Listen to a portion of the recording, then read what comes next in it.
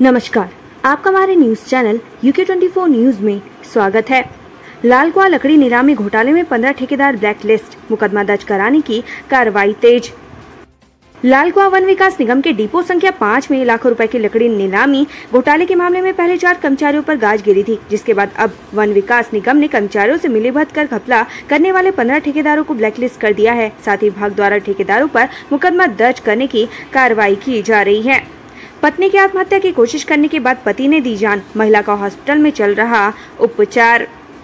भीमताल निवासी एक महिला ने खुदकुशी करने की कोशिश की। परिवार वाले उसकी गंभीर हालत में हल्द्वानी सुशीला तिवारी अस्पताल में भर्ती करवाया, जहां उसकी हालत गंभीर बनी हुई है।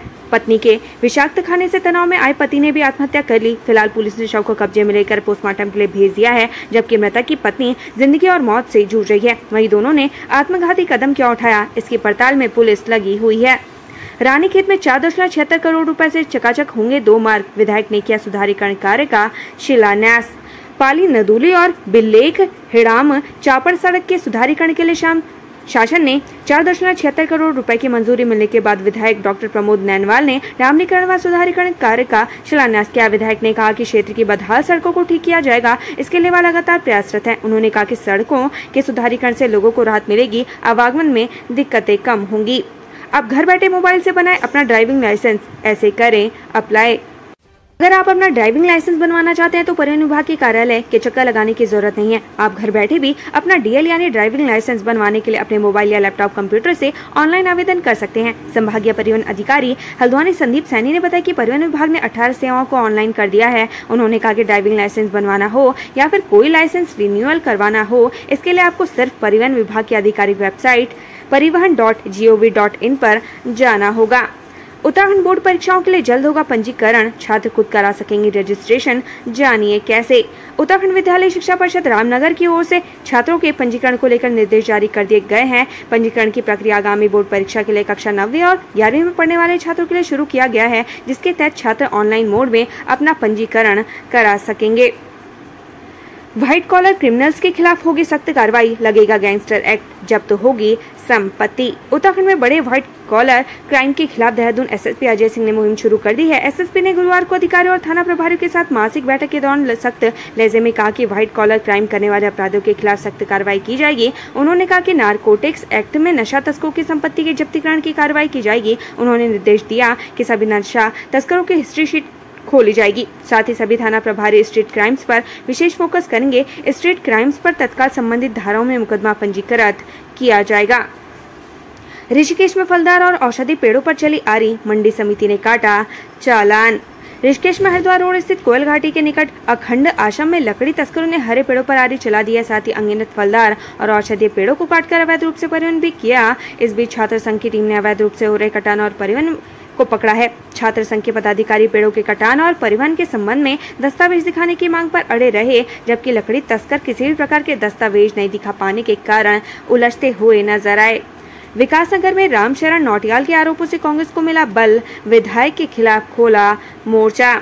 बीजेपी के पूर्व जिला पंचायत अध्यक्ष रामशरण नौटियाल द्वारा किए गए बयान के बाद कांग्रेस ने आज विधायक मुन्ना सिंह के खिलाफ हल्ला बोल दिया है। दरअसल विधायक पर वित्तीय अनियमितताएं और विभिन्न विभागों में हुई धांधली का आरोप लगाते हुए कांग्रेस कार्यकर्ताओं ने तहसील परिसर में प्रदर्शन किया है। साथ ही मामले की जांच CBI से कराने की मांग उठाई है।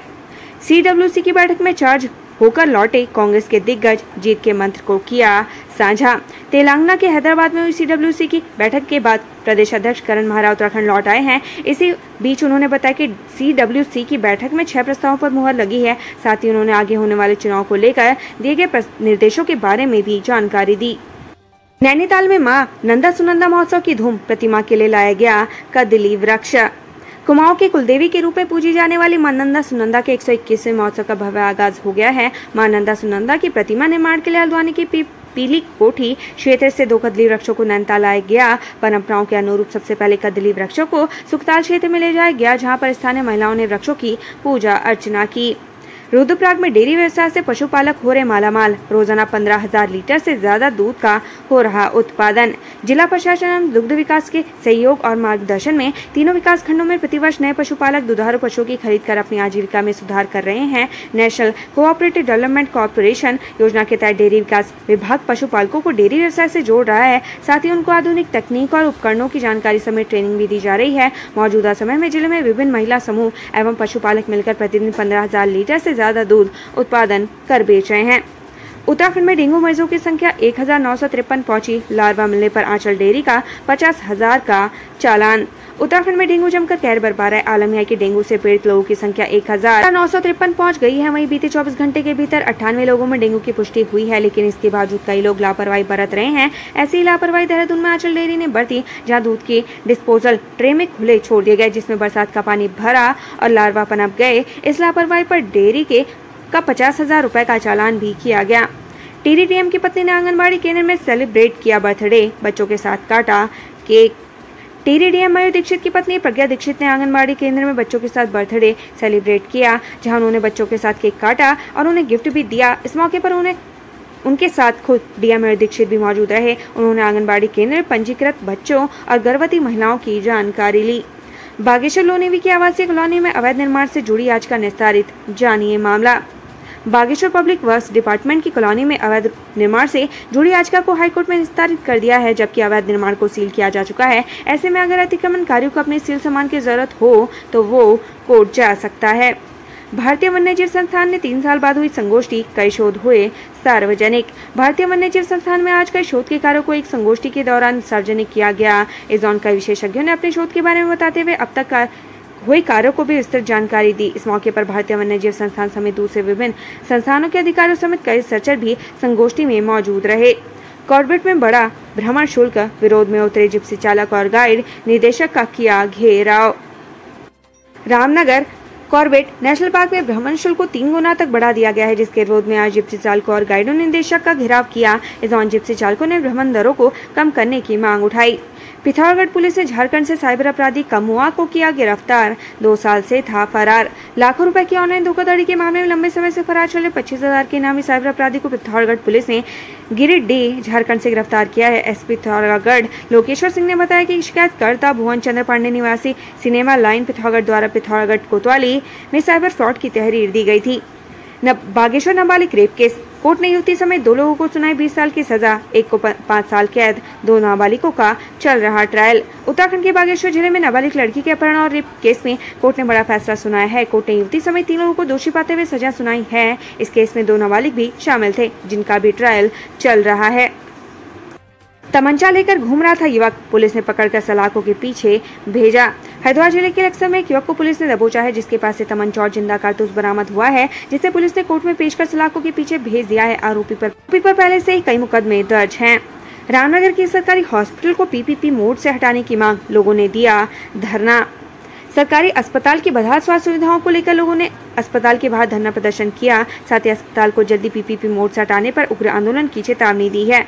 अल्मोड़ा में खुर्द-बुर्द हो रही लोनिवि की भूमि, अधिकारी बोले क्षतिपूर्ति का आकलन कर करेंगे कार्रवाई। अल्मोड़ा टैक्सी स्टैंड तिराहे से सटे जीजीआईसी प्रधानाचार्य आवास के पास निर्माण कार्य चल रहा है। इस निर्माण की वजह से लोनिवि की दीवार क्षतिग्रस्त हो गई है, तो प्रधानाचार्य आवास को भी खतरा पैदा हो गया है। आरोप है कि लोनिवि के अधिकारी मामले में अपनी भूमि बचाने में नाकाम साबित हो रहे हैं। हालांकि अब मामले में कार्रवाई करने की बात कही जा रही है।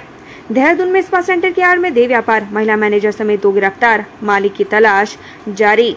थाना कैंट क्षेत्र के अंतर्गत चक्राता रोड पर स्थित स्पा सेंटर की आड़ में अनैतिक देह व्यापार का खुलासा करते हुए थाना कैंट पुलिस ने स्पा सेंटर की महिला मैनेजर और एक पुरुष को गिरफ्तार किया है, जबकि स्पा सेंटर का मालिक फरार चल रहा है, जिसकी पुलिस तलाश कर रही है। पुलिस ने स्पा सेंटर में 3 महिलाओं को रेस्क्यू किया। एसएसपी का कहना है कि आरोपियों द्वारा रुपयों का लालच देकर महिलाओं को देह व्यापार में धकेला था। उन्होंने कहा कि सभ्य समाज के बीच इस प्रकार के अमर्यादित गतिविधियों को बर्दाश्त नहीं किया जाएगा। ऐसे लोग सलाखों के पीछे होंगे।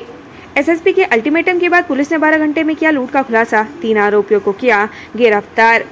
20 सितंबर की शाम चाकू की नोक पर हुई लूट के मामले में पुलिस ने 3 लोगों को गिरफ्तार किया है। साथ ही लूटी गई धनराशि को भी बरामद कर लिया गया है। बहरहाल पुलिस ने आरोपियों को जेल भेजने की कार्रवाई की है।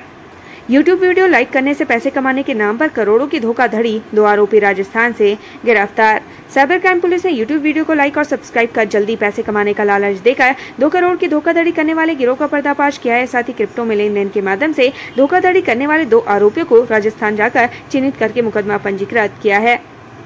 संविदा खेल प्रशिक्षकों के लिए बड़ी खुशखबरी, खेल मंत्री ने मानदेय बढ़ाया, शासनादेश जारी। उत्तराखंड खेल विभाग में संविदा पर तैनात खेल प्रशिक्षक लंबे समय से मानदेय बढ़ाने की मांग कर रहे थे। इसके बाद अब उत्तराखंड सरकार ने संविदा खेल प्रशिक्षकों को बड़ी सौगात देते हुए मानदेय को बढ़ा दिया है। इस संबंध में विशेष प्रमुख सचिव अभिनव कुमार ने जियो जारी कर दिया है। संविदा खेल प्रशिक्षकों की मांग के बाद खेल मंत्री रेखा आर्य ने बीते मंत्रिमंडल में मानदेय बढ़ाने का प्रस्ताव रखा था, जिसका गुरुवार को आदेश जारी किया गया। रुड़की के पास फैक्ट्री में बड़ा हादसा, बॉयलर फटने से 17 कर्मचारी बुरी तरीके से झुलसे, यूपी पुलिस ने दी सूचना। उत्तराखंड के हरिद्वार जिले में बुधवार 19 सितंबर देर रात बड़ा हादसा हो गया। यहाँ मंगलौर कोतवाली क्षेत्र में स्थित फैक्ट्री में बॉयलर फट गया, जिससे 17 कर्मचारी बुरी तरीके से झुलस गए। बताया जा रहा है कि फैक्ट्री प्रबंधन ने घटना की जानकारी पुलिस प्रशासन को नहीं दी थी।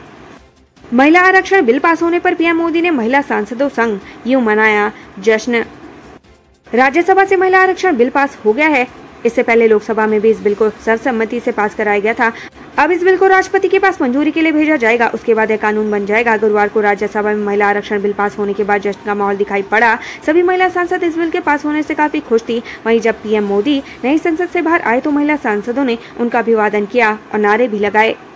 उत्तराखंड से संबंधित ऐसी ही खबरें पाने के लिए हमारे चैनल को लाइक व सब्सक्राइब जरूर करें। धन्यवाद।